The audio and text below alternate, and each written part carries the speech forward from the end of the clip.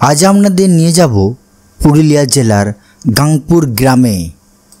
সাঁতুরি ব্লকের এই গ্রামে আছে আটচালা রঘুনাথ মন্দির।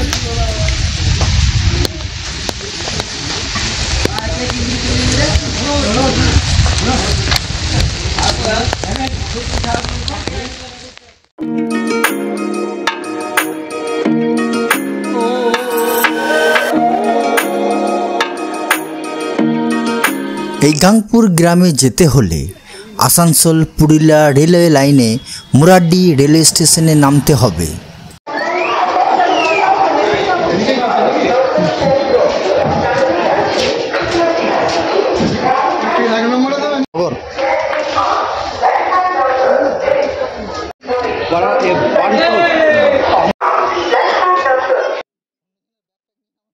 মুরাড্ডি রেলওয়ে স্টেশন থেকে টোটো করে গাংপুরের রঘুনাথ মন্দির চত্বরে পৌঁছানো যাবে।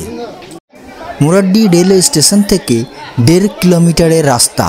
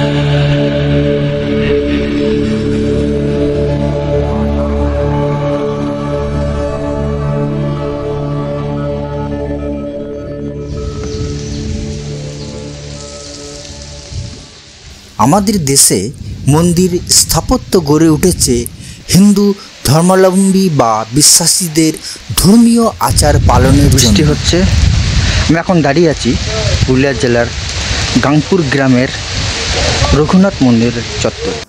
দেবতার গৃহ বা দেবালয়কে এক কথায় বলা হয় মন্দির। ভারতে প্রায় 2000 বছর আগে মন্দির স্থাপত্যের সূচনা হয়। ভারতবর্ষের মন্দিরগুলি নানা স্টাইলে তৈরি। সেই রকম আমাদের বাংলার মন্দিরগুলিকে স্থাপত্য শৈলী হিসাবে অনেকগুলি ভাগে ভাগ করা হয়। তার মধ্যে একটা ভাগ হলো চালা। চালা শিল্প রীতির বাংলার সমাজ জীবনের প্রতিফলন দেখা যায়। এটি খড়ের চালা দেওয়া মাটির ঘরের আদলে তৈরি। এই শিল্পরীতির প্রধান বৈশিষ্ট্য চালার বাঁকানো শীর্ষ ও কার্নিশ। এই চালা শিল্পরীতিও কয়েকটি ভাগে বিভক্ত, যেমন দোচালা, চারচালা, আটচালা, 12 চালা এবং জোর বাংলা ইত্যাদি। চালা ধরনের স্থাপত্যের বিখ্যাত একটি রূপ হল আটচালা শিল্পরীতি। চারচালা স্থাপত্যের উপর আরও একটি চারচালা স্থাপত্য তৈরি করাকে আটচালা স্থাপত্য বলা হয়। পুরুলিয়া জেলার এই গাংপুরের যে মন্দিরটি আমরা দেখছি, সেই মন্দিরটি আটচালা রীতিতে তৈরি। 17 থেকে 19 শতকের মধ্যে এই রীতি মেনে মন্দিরগুলি তৈরি হয়েছে। গাংপুরের এই রঘুনাথ মন্দির চত্বরটি বেশ সুন্দর এবং চারিদিকে সবুজে ঘেরা। রাস্তার ধারে মন্দিরটি, তাই যোগাযোগ ব্যবস্থাও বেশ ভালো। বরন্তী ড্যামে যাবার আগে এই গাংপুর গ্রামটি পড়ে। মন্দিরের ভিতরে কোনো বিগ্রহ নেই। মন্দিরের গঠনশৈলী দেখার মতো। মন্দিরের চারিপাশ বেশ সুন্দর, তাই মন্দির চত্বরে অনেকটা সময় কাটানো যেতে পারে।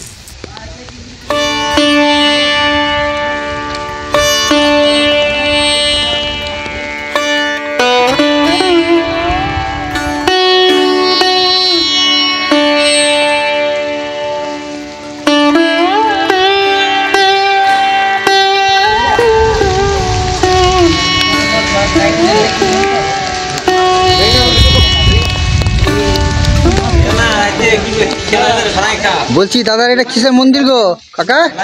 এটা কিসের মন্দির? মন্দিরে কিসের? এটা রঘুনাথ মন্দির। রঘুনাথ মন্দির। কখন পুজো হয় দাদা?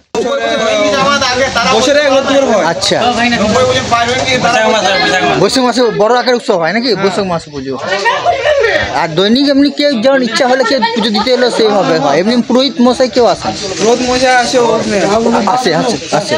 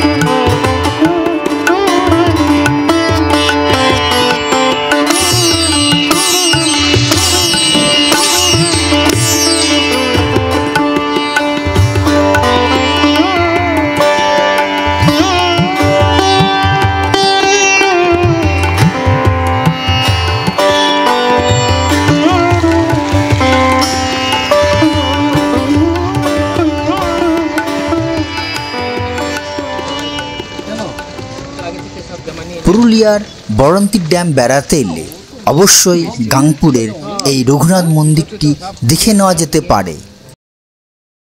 ভিডিওটি আজ এখানেই শেষ করছি।